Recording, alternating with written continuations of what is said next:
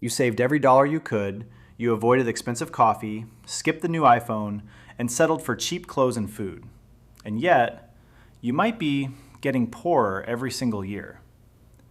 Which sounds ridiculous, right? But what I'm about to explain will make it not sound ridiculous at all. We've been taught that saving is the way to become rich. Save money, spend less, and eventually you'll become wealthy. But what if I told you that this very habit could be destroying your wealth? Imagine this. Back in 2010, you put $10,000 in a box and locked it away in your basement. Fast forward to today, and you still have that same $10,000. So nothing was lost, right? Well, not exactly. You've already lost a huge chunk of its purchasing power. And the scary part is that your bank statement won't tell you that. It'll still proudly show the exact same $10,000 sitting there as if nothing happened. Let me explain. Because while your money stayed the same, everything else became more expensive. Food, rent, cars, healthcare, movies, and even Netflix subscription prices. Almost everything costs more today than it did when you first saved that $10,000. And that brings us to one of the deadliest wealth killers, inflation. To put it simply, inflation is the increase in prices over time. Not just the price of one thing, but almost everything. Think about it this way. If a burger costs $5 today and costs $6 next year, your original $5 buys less burger than before. That's inflation. Now imagine inflation averaging just 3% every year. That doesn't sound scary, right? Who would be scared of 3%? We're tipping over 18% for a tasteless meal.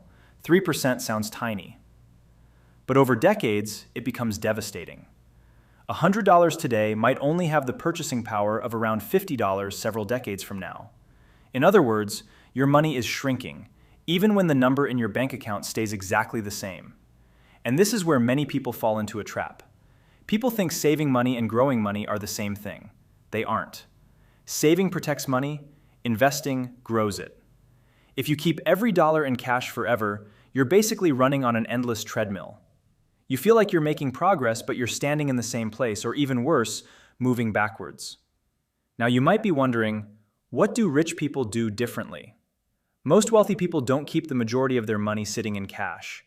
Instead, they buy assets like stocks, businesses, real estate, gold, and anything else that has the potential to increase in value over time. But why? Because assets can grow faster than inflation. While inflation is making your money weaker, assets can increase in value and help preserve your purchasing power. The wealthy don't become rich because they save more money. They become rich because their money works while they sleep. Now, before you empty your bank account and start buying random stocks, hear me out. Buying something randomly is not the lesson here. Saving money is still important. In fact, everyone should have an emergency fund. If your car breaks down tomorrow or if you suddenly lose your job, you'll be glad that money is there. The problem is not saving, it's saving forever. Money that sits idle for decades slowly loses purchasing power, just like the burger example from earlier. Now let's look at a real example. Back in 2010, both Autumn and James had the same goal. They wanted to buy a brand new car. At the time, the car they wanted cost $10,000. Neither of them needed it immediately, so they decided to wait.